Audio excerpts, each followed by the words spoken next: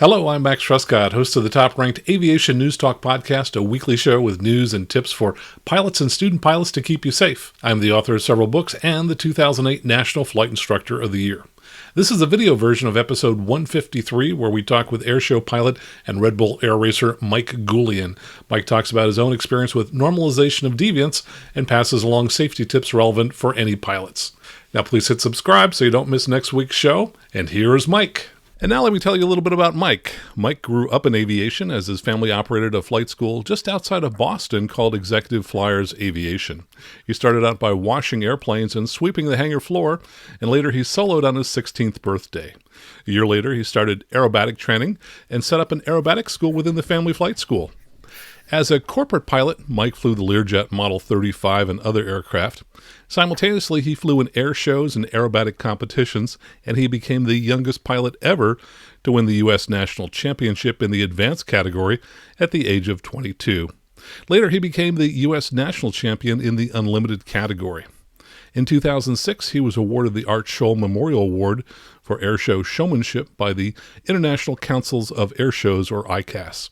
He is the co-author of a series of books called Basic and Advanced Aerobatics, and he's the co-founder of Linear Air, an air taxi company that offers flights in the Cirrus SR20. He has spent the last 27 years flying aerobatics and air shows and competed in the Red Bull Air Race World Championships from 2006 to 2019. Mike is also a Cirrus CSIP instructor, and he and his wife Karen own a flight school that uses Cirrus Aircraft called Mike Goulian Aviation, and it operates at Plymouth Airport in Plymouth, Massachusetts, and at Hanscom Field in Bedford, Massachusetts. Well, Mike, welcome to the show. I'm very excited to have you here. Max, thanks. It's really fun. I've listened to your podcast on many occasions, but especially in the wintertime, I'm riding my bike indoors on my trainer, and you're my entertainment of choice. So I'm glad I finally get a chance to be here. And I know we've talked about it for at least a year or so being on the podcast, so I'm glad we got together finally. Well, and a lot of things have changed. For example, our schedules have both freed up a little bit. How has that affected your life? It's certainly different. And like in California, Massachusetts was pretty hard hit by the virus. So we were on lockdown for quite a while with the stay-at-home order, and just very recently started back giving dual instruction. We were allowing people to fly the airplane solo a little bit.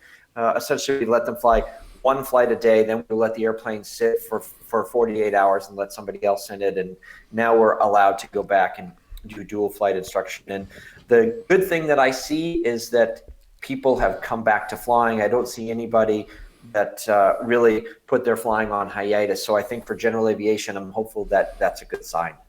Well, and Mike, I'm fully prepared for the show here. You notice I brought along my mask, so I like it. Very nice. If you get too close to me, I'm going to put that on. Sorry, you can play at that game, by the way. Here we go. All right, good. So I see you are prepared for this interview as well. That's great. Well, and I think that's the thing, right? Things always change in the world anyway. This is a bigger change than we're used to, but you go with the flow, right? You figure out what do you need to do that's going to meet the current situation. Yeah, absolutely. It's just adapt and overcome, right? And that's what it is. We all love to fly. We all love our jobs and our lives, and we can't let it stop us. We just have to be, I think, really much more diligent, and we're going to learn our lessons as we go along on how to deal with this and what's going to be normal in the future, I guess, right? And in some ways, I think that's not dissimilar from what you and I do in our flying. We're always dealing with risk management. This is really just another layer of risk management. Yeah, I agree totally. And we always need a plan B. Yeah, right. So excellent. Well, before we get into talking about normalization of deviance, tell me more about the flight school that you and Karen started, and kind of your philosophy, which I've heard you talk about, of teaching through stories.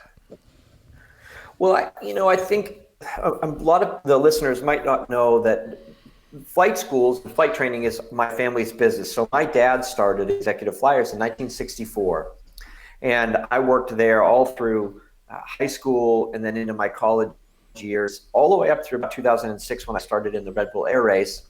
I was there, and my dad passed away in 2000, and I was running the company through about 2006, but then really backed away, and my mother and my brother were running the company at that time. And I loved our business. I loved executive flyers, but something you guys might not know there on the West Coast is this thing called snow.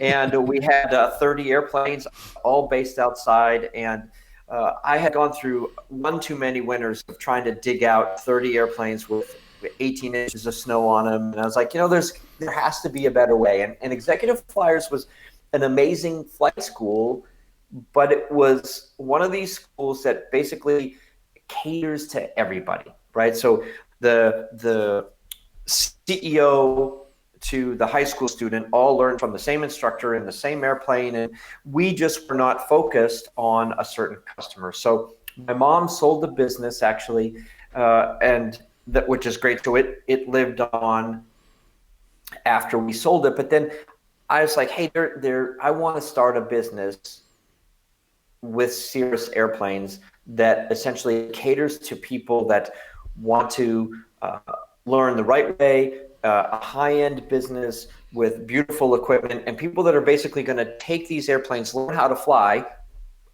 essentially embrace the Cirrus life and continue to use their airplanes in business travel. Where before, I say we never really operated our airplanes outside of a 50-mile ring of Hanscom Field, right? And now we have customers all over the country. Like just in the next week or two, we're going to have a customer do a flight out to Denver, Colorado, to Boulder, Colorado, out there and back and down to Florida. We went to Utah last year with a customer in an SR20. So we're allowing our new business really allows people to really enjoy aviation for all of its benefits. And I think the Cirrus part of that is crucial to it.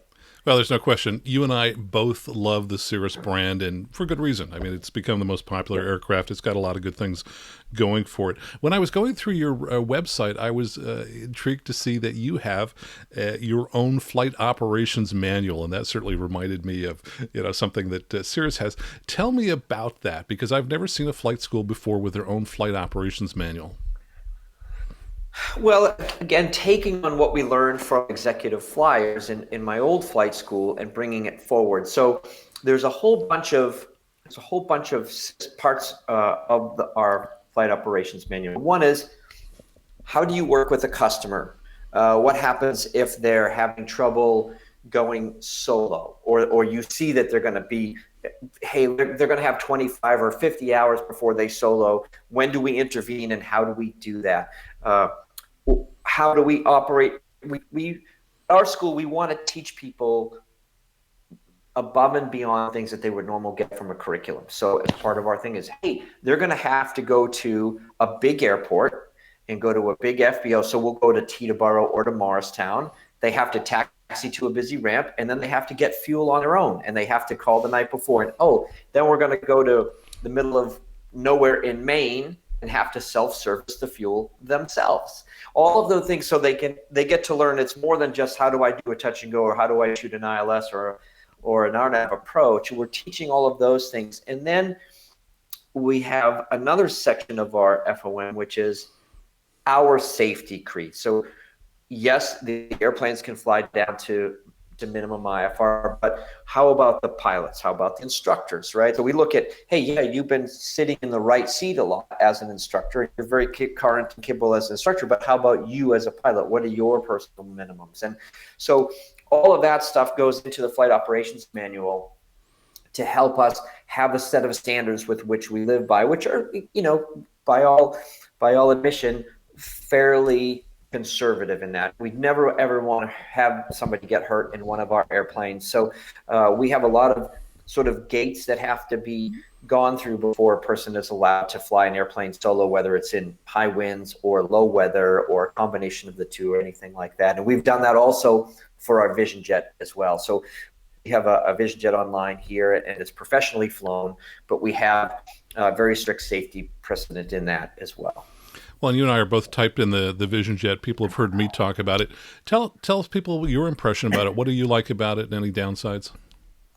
I love the airplane. I think, like any Cirrus, the best seats are either the front seat, but also the back seats are amazing. And if you think about the passengers in this thing, it's super comfortable. There's so much room on the inside of it. And then so from a passenger standpoint, I think it's a wonderful airplane. And then from a pilot side, because it's a jet, it's not a turboprop, it's really easy to fly. Now, it is a jet, as you well know, and you have to operate it like a jet, and you need a jet mindset. And I think that's important. And when I work with people that are transitioning into the jet, or they're doing their supervised operating experience, I do a lot of talking about, hey, what is a jet attitude? What does that mean? How does it work? But I love the airplane. I think it's fantastic, and Cirrus is learning every day how to make it better and more reliable, and that's awesome. And I would love it to have maybe 30 minutes more range. Other than that, but I guess everybody wants that out of their airplane. So that's the thing. I just think it's really a very, very nice machine. We've flown it in all kinds of weather and all kinds of wind, and off of short runways and long runways. It's very, very versatile, and that's what I like the best about it, really. Yeah, indeed. I think the design is really well thought out, and the avionics are spectacular. Love the Garmin G3000. So, yep, I think we're well agreed on that. Well, let's switch gears a little bit and talk about what it's like to race in Red Bull races. I heard you describe it as probably the hardest flying you've ever done, and as a psychological battle. Tell us about some of the preparations that you go through in the weeks before a race to make sure that you're ready for battle. Well, it's interesting. When you look at the Red Bull Air Race, it's a lot like what you would sort of do for preparation in a Vision Jet, except it's just a lot longer, right? So on my team, we're competing against 13 other very, very capable teams, and who are also very well prepared. But the way we would start it is, I would get basically the track from Red Bull, which is emailed to us. It's a Google Earth track with all kinds of coordinates and everything else, placements of the gates and all that kind of stuff. That would go to our tactician, who would take all of that, put it into a proprietary program that we wrote, and we would put about 19 different wind cases to this track. And then that would be emailed to me, and then I would start to look at all of those wind cases and all those tracks, and then I would lay them out on the floor with Red Bull cans, and I would draw lines, arrows, numbers, notes, all kinds of stuff on the floor. And for a few weeks prior to a race, I would just take a break from my office. I'd walk downstairs to the hangar, and I would pretend there was a wind coming from a certain angle. And obviously we know where the prevailing wind is during that time of year and all that good stuff. So you would do that, 5 times for every one time you would do a wind that was from somewhere else, and walk through it, get it in your mind. And then also we have computer simulation, obviously. So we do all of the simulator work prior to that. So you've seen the flight maybe 300 times on your computer, and as you walk through, before you ever get to Budapest or Abu Dhabi or wherever you were going to be. And then once you got there on track, it was essentially getting yourself into a bubble and being able to be the best that you can be on race day. So we looked at it as a build-up, right? So it was sort of an inverse curve, as in the very beginning of the week, it was very much intellectual and very little athlete. But as the week went on, it would become less and less intellectual and more athletic. So by the time the weekend came, you basically put the airplane on and do what you've learned to do. So all the learning happens Wednesday, Thursday, Friday, and then a little bit of learning and qualifying on Saturday. And then on Sunday, we said, because we have I had a mental coach as well. It's like, you just go out and perform like an athlete on race day. And to go back, Max, to talk about how that is related to like a cross country in a Vision Jet or in an SR.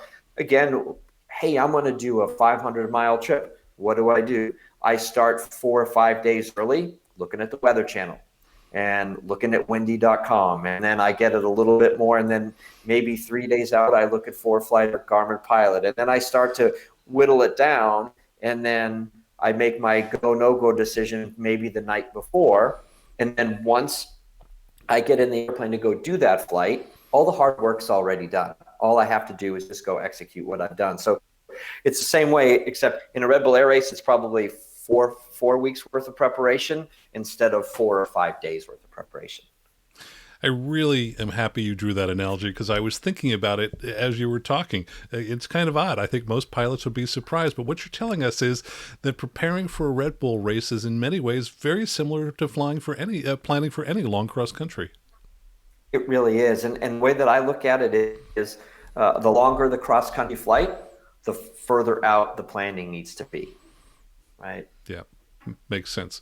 Now, one other thing that I heard you talk about, which kind of surprised me, was 11 days before hopping on the airplane and kind of the protocol that starts then in terms of cutting you off from certain kinds of things.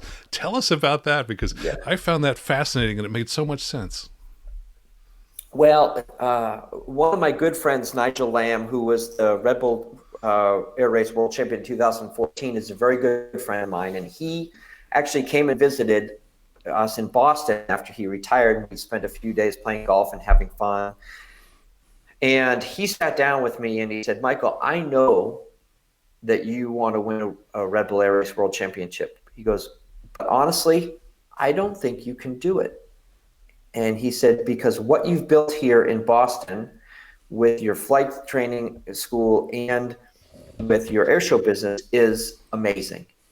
And you have such great organizations built, but your time is sliced up into many, many different things every day, all day. You basically are never away from your phone. You're never away from your computer. So I just don't know if you have basically the mental bandwidth to go ahead and to try to do it.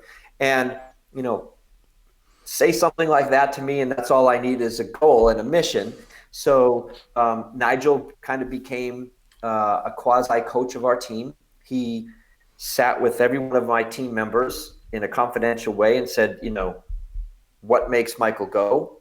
What would you like to kill him about? And all of these other things. So we all learned, and Nigel sort of was the glue that held the team together. And so one of the things was, hey, Michael, if you're going to be successful, you have to shut the outside world off. And I don't know how many athletes, whether Tiger Woods or Michael Jordan or any of those guys, are actually reading the press. But for me, I don't want to know what they're saying. And I know the Red Bull Air Race was on TV all the time. Honestly, I never watched a race during the year because I didn't want to hear what was being spewed from the commentators about how Michael screwed this up or did that. And so when we left my house, I basically left my phone with my team coordinator. I gave her my computer. I gave her my iPad, and we shut off the outside world. So from the second I left my front door, I had one phone with my wife's phone number on it and my daughter's phone number, and then my team, and that was it. And so for the amount of time that I was over in a country, there was no email, there was no phone calls, there was no texting, there was no nothing. And it was really good. And I would go to the airport in the morning. I would fly all day. I'd come home. I'd go to the gym. I'd get in bed. I'd read a book. I'd put my earplugs in. I'd fall asleep.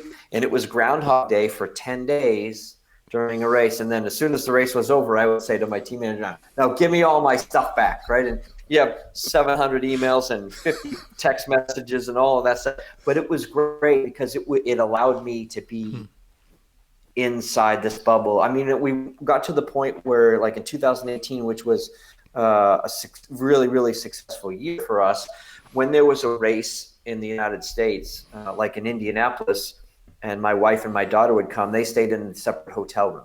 They stayed in a separate hotel. They didn't even stay in the same room. And then I was lucky enough to win that race in Indianapolis. And it was funny. I was standing on the podium while they're playing the national anthem, and I looked down into the crowd, and there's my daughter and my wife, and it blew me away because honestly, I forgot that they were there. So I went an entire, whatever that race day is, 10 hours, and they were not more than 200 yards from me, but I forgot that they were even there. And so Indianapolis could have been Abu Dhabi or anywhere else in the world. And that was a neat example as an athlete of how you can actually get to be, to use that term, in the zone, because I forgot my family was there. It was a pretty neat experience that day, and you can see how athletic performance can elevate through different ways, and that was just one of the ways that we did it. Yeah. And you had mentioned at one time that winning at Indianapolis was extremely special for you. Tell us why that was special. What about that was different than maybe having won any other race? Yeah, winning the nationals and all of those things that you've done they're amazing. And I always say I want to leave a little bit of my mark in aviation, and hopefully that when I retire, people will say, "Oh, the industry is better because Michael was there." Right? I didn't want to participate in it. I wanted to make it better. And I love the history of sports, whether it be golf or hockey, which I played as a kid a lot, or motor racing. And I remember watching the Indy 500 with my dad as a child, right? And Jim Neighbors singing Back Home Again in Indiana, and all the balloons going. And I'm a big guy on spectacles and all of that stuff. So I never ever even woke up that morning thinking I'm going to win the Indianapolis race in Indianapolis. And when it was all said and done, it just blew me away, because I didn't know that. I just was putting one foot in front of the other all day. And when in fact, I didn't even know that I won. Somebody in the audience had yelled, "Hey, you won," because I was the first to fly in the Final Four race.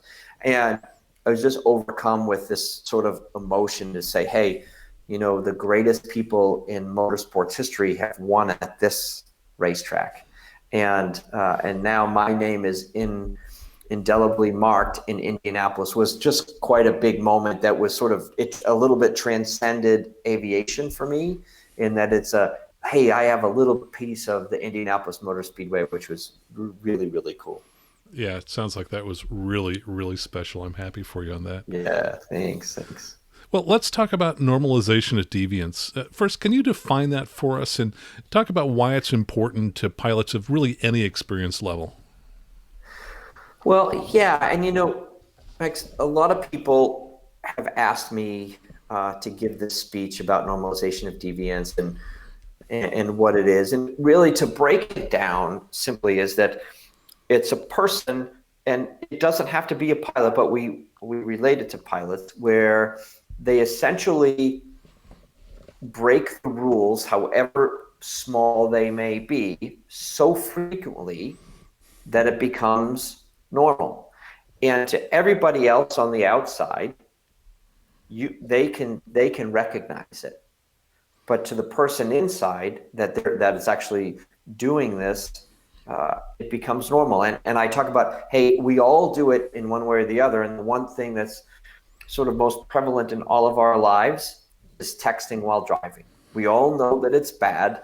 We know that many people die every day behind the wheel of a car, but we all still text and drive. And it's when you do it into something that can be systemic in a large flight operation, or you just do it in your own personal flying, if you're just a recreational pilot, it can affect you in both ways, right? So I think about, hey, scud running when we don't have an instrument rating, and you get away with that once or twice, and scud running might be 3,000 feet overcast in the beginning, and then it comes down to, hey, now they're scud running at 800 feet overcast, and it just lower. They slowly get a little bit lower and lower and lower, or flying in weather that they might not be competent to fly in, IFR, if they're not really proficient, and things like that. So that's kind of what normalization of deviance is, and it really, as you know, because you've seen the presentation I've made, NASA made those big errors with the Challenger and the Columbia accidents, right, over time. Yeah, for folks who aren't familiar with those, can you just talk through a little bit about those particular accidents? Yeah, well, when you look at the Challenger accident, as I think most people probably would know now, the solid rocket boosters were connected at their joints with a rubber O-ring, a massive rubber O-ring. And they knew from the very first actual launch of the shuttle that this was a weak point in the system, and it was very temperature sensitive. So the morning of the launch of the Columbia, it was way below, the overnight temperature was way below what was considered the minimum temperature for the O-ring, be able to maintain its elasticity so it could seal the very, very hot combustion gases that are happening inside the solid rocket booster as it goes. And so much as the manufacturer of the solid rocket boosters called to NASA and pleaded with them not to launch the vehicle on that morning, because they had a big worry about the O-rings. And but over the years, they had become complacent and said, no, we've launched it in the cold before, maybe not that cold. And the engineers, and as we all do, we just find ways to say no, that it's you find other ways to substantiate the reasons why you're going to launch this vehicle, or text and drive, or fly in low weather, or whatever it may be. And it caused the death of those amazing astronauts. And then again, a whole bunch of years later, I think it was 2001, the Columbia accident. The other thing that happened with the shuttle for quite a long time was that pieces of foam insulation off the liquid fuel tank would come off, and they would strike the bottom of the orbiter on its heat-resistant tiles. And again, the pieces of foam that came off didn't weigh anything, so they never thought that it would really do enough damage. But it was a thing that they actually came down after every mission, once the shuttle was back on the runway, and they would inspect the bottom of the shuttle to see, hey, how many nicks in the pieces of tile did we have on this mission? And they just became essentially small deviations from normal. And little did they know, one day on a launch, a suitcase-sized piece of foam came off and struck the leading edge of the orbiter on Columbia on ascent, and it was going quite fast. It made a big hole and allowed on re-entry all the exhaust, all the plasma to come into the wing and essentially break up the orbiter. And so those are two very classic cases of sort of systemic breakdowns, right?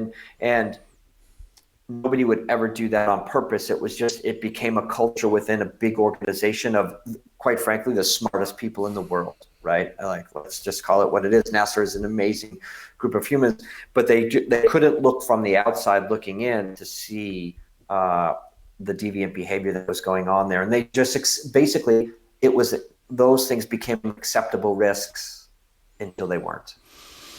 Yeah, it's amazing when you get away with something, you start to feel like, oh, you can get away for it, forever, which is not the case. I seem to recall with Columbia that they actually had an idea once they were up there in space that foam had come off and might have caused some damage, and that they had some, different options that they considered, pursuing to try and investigate the damage and maybe mitigate the risk. Can you tell us anything about that? Yeah, I guess it was about, they did look at it. They never sent the astronauts out on a spacewalk to actually see.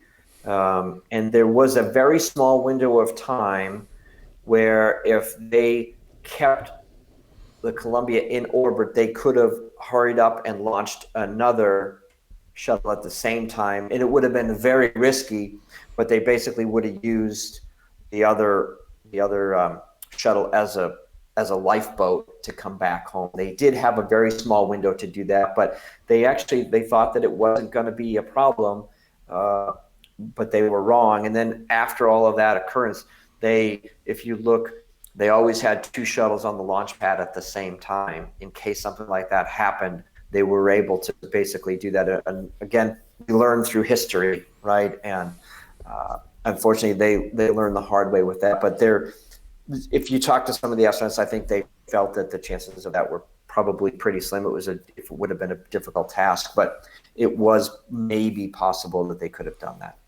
Yeah, and that's kind of in the class of problems that I always describe as being low probability, high consequence. And we run into those in aviation as well. And it's pretty easy to dismiss them because you think, that'll never happen. But boy, if it does, and one thing that comes to mind is propeller safety. Yeah, the odds of it accidentally started are slim, but hey, if it does, it's going to ruin your life. Right, absolutely. Absolutely. What about the Costa Concordia ship? Yeah, as many people have probably seen, it was a huge cruise ship that I think it was off the coast of Italy.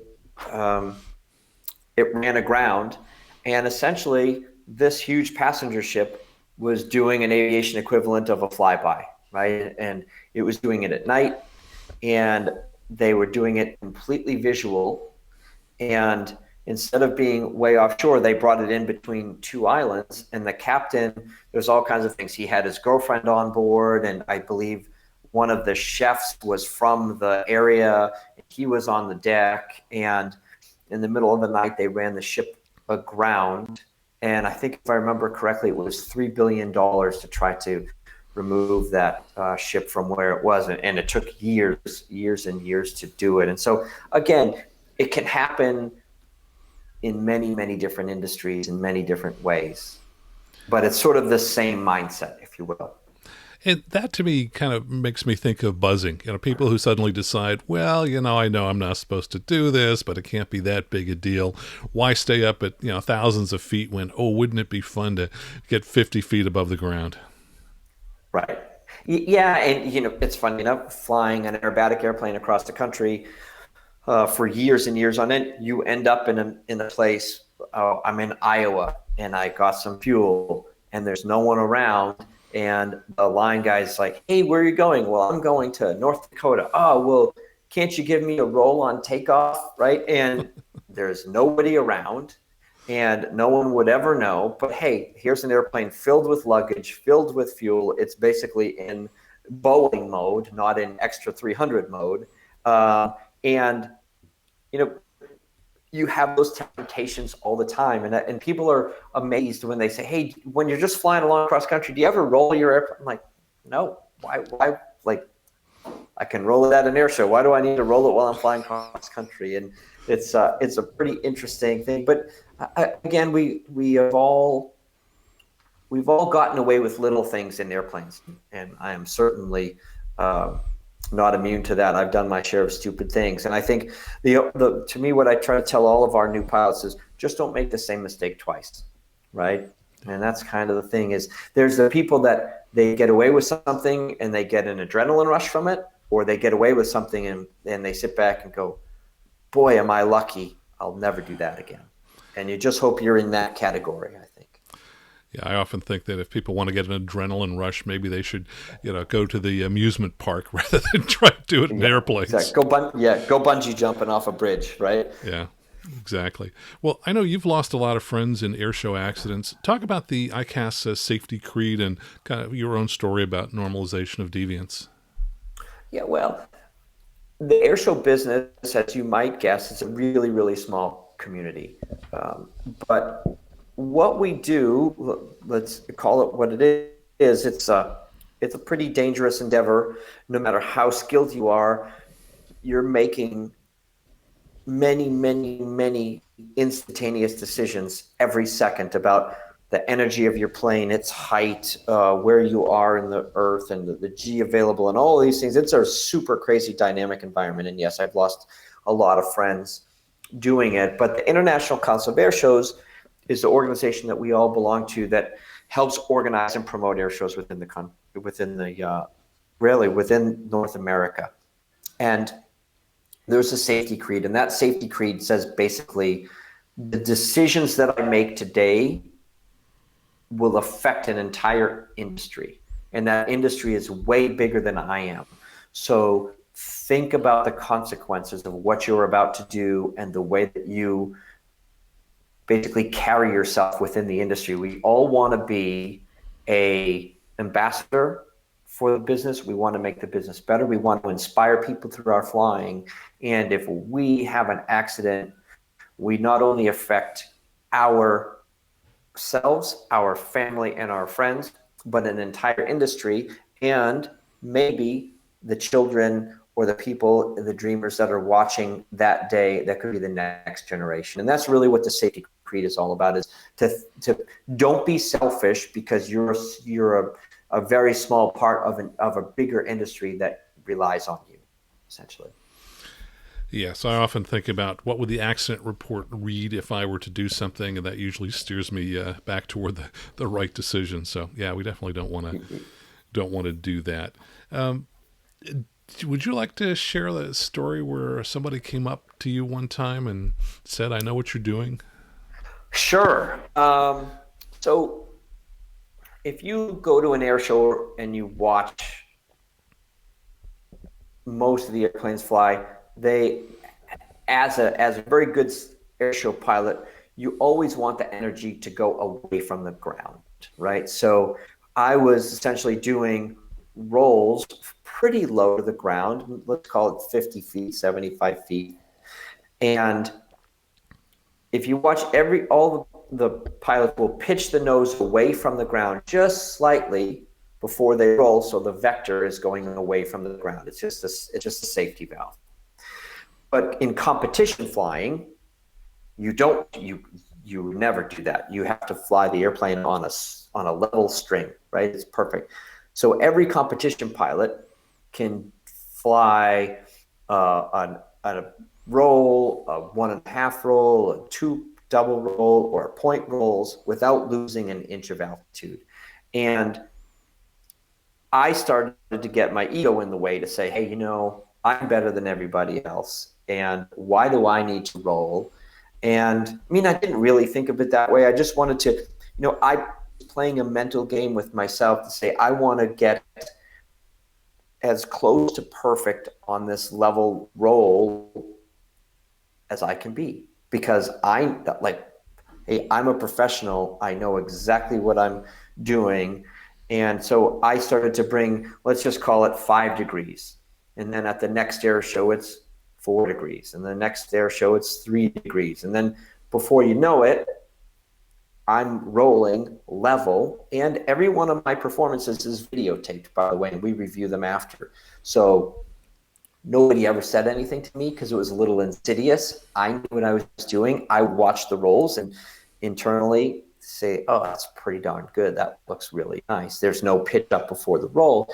And then it was Saturday at Oshkosh, and as an airshow performer, if you ever want to know who the best in the industry is, look who's asked to fly Saturday at Oshkosh, because the best of the best fly on Saturday, right? And so it's a beautiful Saturday.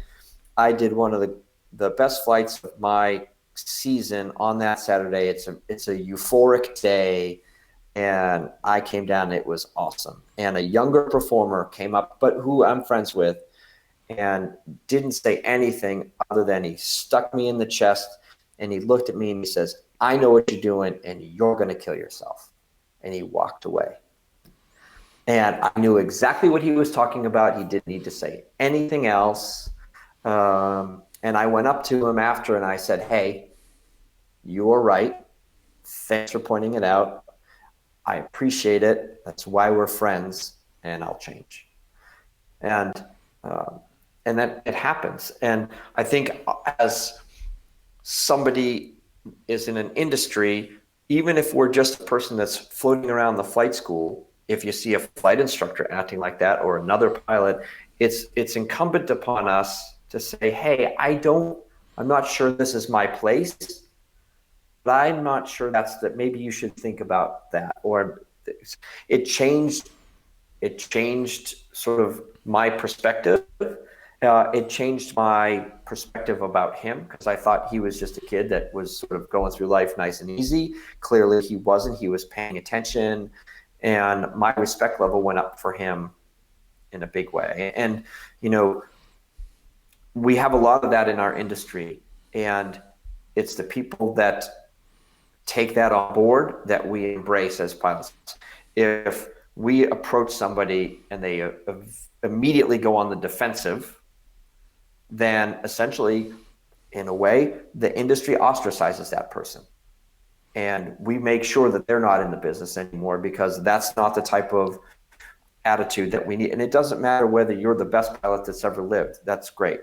I have a lot of people that came up to me and said, oh, so-and-so was the greatest airshow pilot that ever lived, but he crashed. And I'm like, yep, he was the greatest airshow pilot that ever lived. He lived 8 years. Everybody else would have lived 5, right? But in the end, it's still the same. And so I think, when we talk about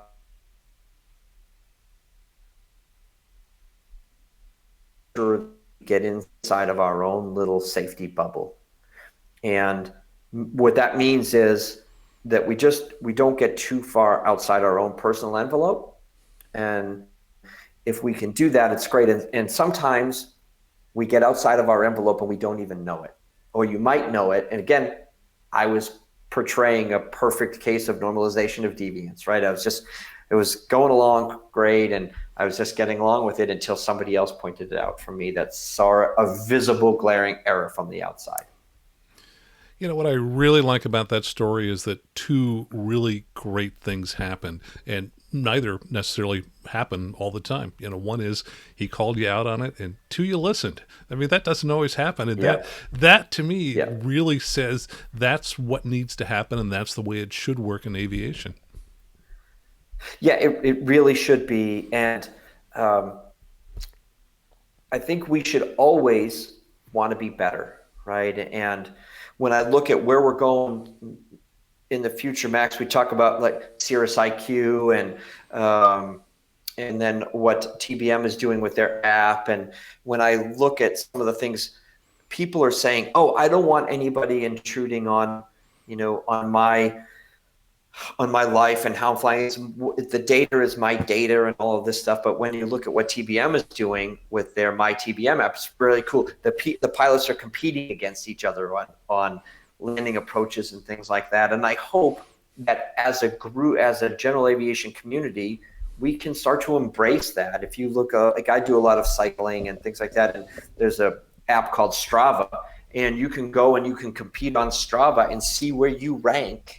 And there's people from all over the world, and they're professional Tour de France cyclists to people that are grandmothers on there, and it's really cool. And I think if we as pilots have a much more open view of our own performance level, and we always strive to be better, I just think it's awesome. Right now we're all there's a lot of we're in a closed bubble. I don't want anybody else to know what my weaknesses are, where it should be the opposite. Like, I want everybody to know where my weaknesses are, and somebody that's better than me should be able to come and help me. And I think that relates to something you've talked about and something that I've worked on in the past, which is, striving each time to make each flight the perfect flight. In fact, one thing you talked about is something that I have now incorporated into what I do, which is you had mentioned that when starting the engine, you try and make it a game to see if you can keep it below 1,000 RPM when you start it. And, I see lots of pilots who start engines and they, roar up huge amounts. And I'd always tried to keep it from roaring, but I thought, what, let me see if I can keep it below 1,000. But talk about making the perfect flight and kind of what some of those elements would be. For example, if you were at your flight school and you were, just striving for that perfect flight.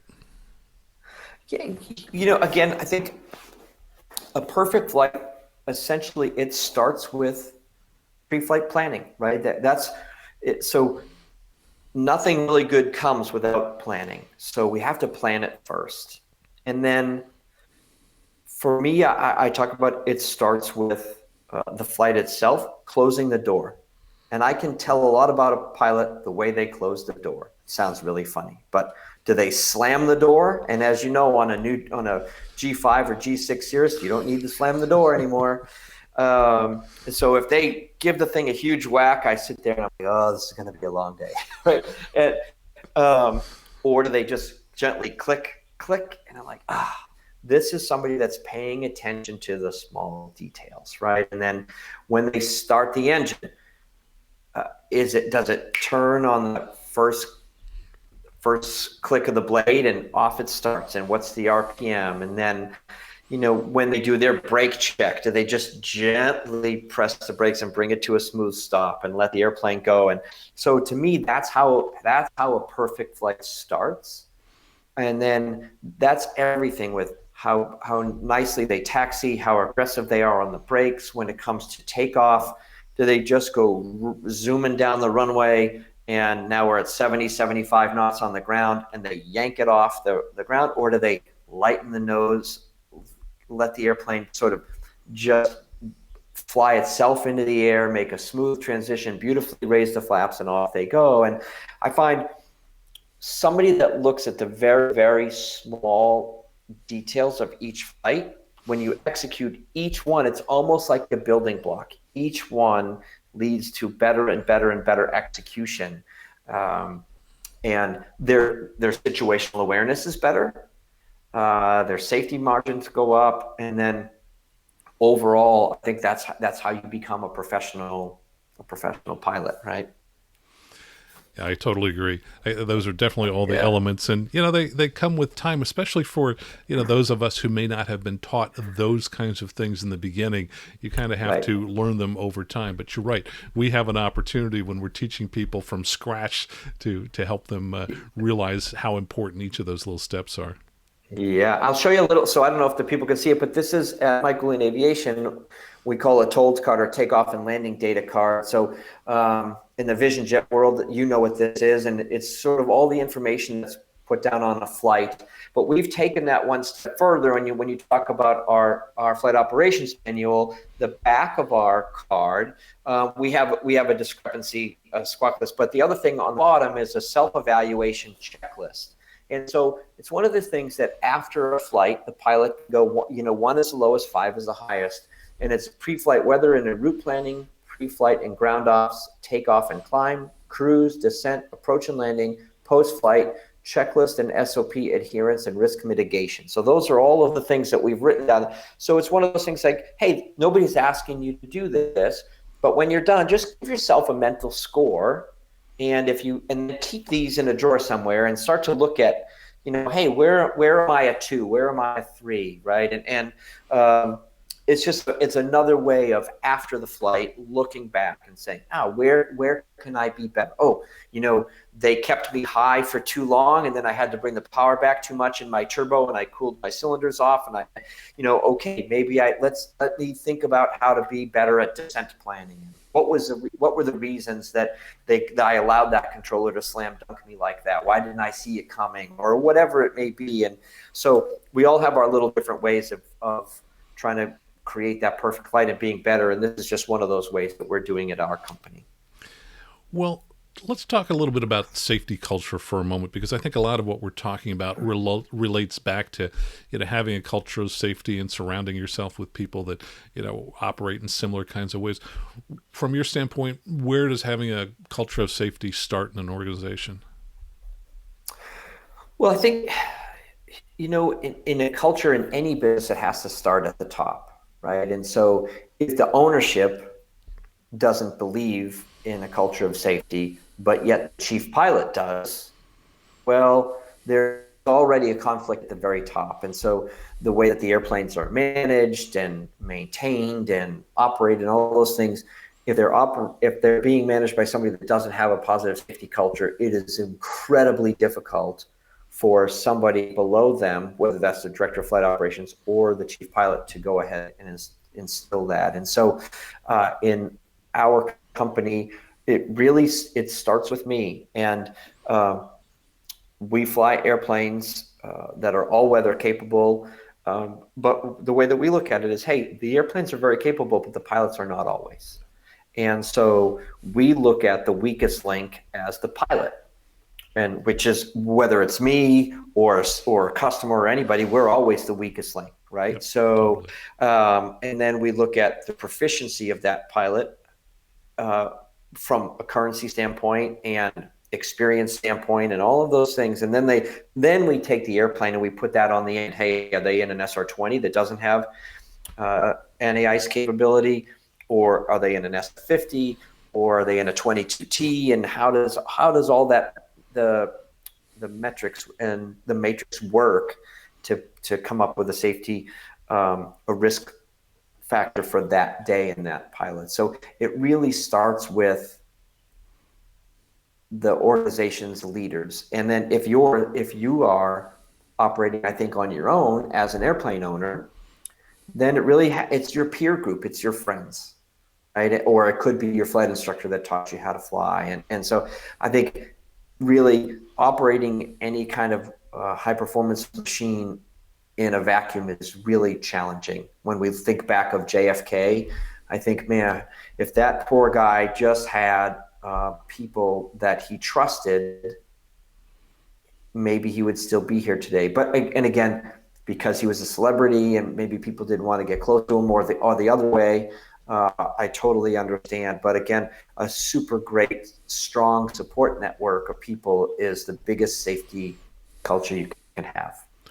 And I think sometimes it's hard to call out celebrities or high net wealth individuals on things that they're doing. So, for example, I've got a customer who has a tremendous amount of money, and it's tough sometimes to kind of speak up and say, hey, you really ought to do this.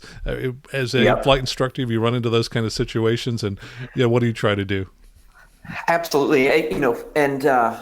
Airplanes don't discriminate against people, right? We're all the same, and the laws of physics. That's what my rebel team tactician would say. Hey, the physics are the physics. You can't change it, right? And so, as a flight instructor, I train my staff to be actors, and they are on stage when they're with a customer, and part of that is reacting to who they are. And some people, they need a ton of encouragement because they're not confident and we've all seen them, like, hey, you're way better than you think you are.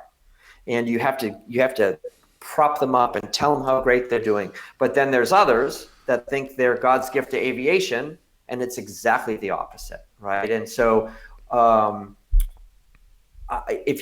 probably the easiest. Everybody's always afraid to fly with Michael Goulian. I have no idea why, but they're like, oh, I'm the easiest guy to fly with. It's no big deal.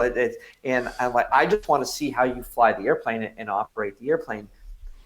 But if the person has an attitude problem, then I load them up very, very slowly, very slowly, very slowly, until now they have no idea which way is up. And it's like, okay, I have it from here because clearly you're so task saturated, you can't do it. And so sometimes you have to be the horse whisperer, and sometimes you have to break the horse, right? And I think as a good flight instructor, that's our job. Wow, that sounds like the title for a new book. I like that.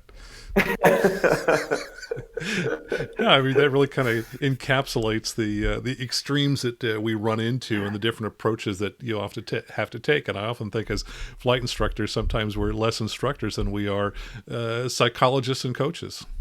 Absolutely. Yeah, for sure. And again, to be able to live a long, safe life in aviation, you have to be able to sort of understand your own weaknesses. And I think that's the hardest part for people. And, I tell people, like, right now, because I do most of my flying in the summertime, I'm never very night current, right? I've got 10,000 hours and I've got 700 hours of night flying, very little. So, hey, if the weather's pretty cruddy and it's nighttime, even if I'm in a jet, I'm like, maybe I'll wait till the morning. Right, it's just one of those things. Or, hey, I'm going to go fly with somebody that is super current at night and has been there before. The people that are listening, I don't know if they know Boney Caldera, but on Boney on the East Coast, he's the guy, right? So whenever I have a Vision Jet question, poor Boney, because he's on my speed dial, I'm like, hey, it did this today. What does that mean? And hey, and what do you think about that? And I'm going to take it into 3,500 feet. What do I need to know, right? And I always try to call somebody smarter than me, or if I'm not as proficient as I need to be, I call on those people and lean on them to make sure I get over that hump so that it becomes a strength and not a weakness. Sure. And I think we want to be those people for other people who they call. I always tell folks, absolutely, after I train them, you now have, free tech support for life. Put my phone number. I don't want you standing at the end of a runway somewhere thinking, well, should I do this or should I not? For crying out loud, call me, because I'm willing to help anybody. And I'm sure you're the same way. Yeah, absolutely. And in the Cirrus world where it's like green, blue, or black, right? And I tell people, I'm like, listen, as far as VFR goes, I'm a black diamond for life. That's no big, just because I can, like, hey, I can land a Cirrus in a 40-knot wind. Doesn't bother me, doesn't scare me, no big deal. Yeah. If it's 200.5 a mile, I'm like, nah, I'm a blue diamond guy, because listen, I live my life VFR. I've done a ton of instrument flying, but I'm not out teaching every day. I'm not in it. So for me, like 500 in a mile, I'm fine. 500 in a mile is kind of my number. And, or even 502, right? It's fine. And like that, basically, if you're like, hey, Michael, where does your pulse not increase? It doesn't increase until I get to less than that. But I know, like, that's my number. And if it was night, it's probably 1,003. And I just use those numbers. And look at, I fly with a lot of pilots that fly in way lower weather than me. And I'm like, ooh, I'm way more proficient than that person. And then I'm like, well, either I'm a chicken or they're dumb. I'm not sure which it is. But it's just, for me, it's like, it is what it is. And I try to talk about when I'm training people, hey, professional pilots, they're flying 600 hours a year. And many recreational pilots are flying 60 hours a year. Yep. So why would you ever operate a machine in the conditions that somebody that's flying 600 or 800 or an airline pilot's flying 1,000 hours a year as opposed to 60? So you just have to, does it pass the so what test kind of thing, right? And that's what I look at. Yeah, I like your comment about the pulse, because certainly I always kind of joke with my clients, and I tell them, whatever you do, don't scare the flight instructor. And, if your pulse is increasing, even if you're by yourself in the airplane, that's telling you something, right? It's telling you maybe you're not being as conservative as you should be. That's right. If the hairs are starting to stand up in the back of your neck, that's a bad sign. Yep. It's telling you something, and you need to listen to it and honor that. Yeah. Exactly. Well, Mike, as we start to wrap up here, any closing thoughts you'd like to share with people? No, I don't. Max, I think we've talked about so many neat and different and interesting things today. I think, what I would say to people is enjoy aviation, enjoy your airplane. Think of it as a sport. Try to be better at it every day. Find the best and brightest flight instructors out there and use them as a resource. Try to fly. We try to get some dual instruction every 60 days at our company. Like, go do something. Be challenged, right? Take a spin course. Fly gliders. Maybe go do some helicopter training. Expand what you do. Don't stay inside your lane. Try to expand your aviation knowledge, and I think they'll just enjoy it that much more. Well, Mike, I am sure after listening to you, people have said, man, I would like to fly with that guy. Where do people find out more about you and the flight school that you and Karen run in the Boston area? Yeah, so MikeGoulianAviation.com is our school, and we're also going to start to do some, we call it performance flying, or basically stick and rudder flying with customers.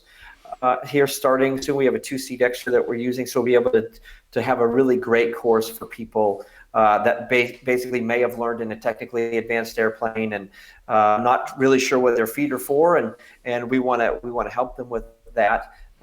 And then, if you want to follow along, we have a YouTube channel Mike Goulian does, and I'm actually giving my wife her instrument rating. And I tell people she's either going to get an instrument rating or we're going to get divorced. I'm not sure which one it is, but we did our first one the other day, and we'll be, so people can follow along on our YouTube channel as we go through that. And we talk about all kinds of fun things that we'll try to sort of pick out in each one that are learning lessons. Like in the last one, we talked about takeoff abort decisions and takeoff briefings and things like that. Something for people to learn on every one.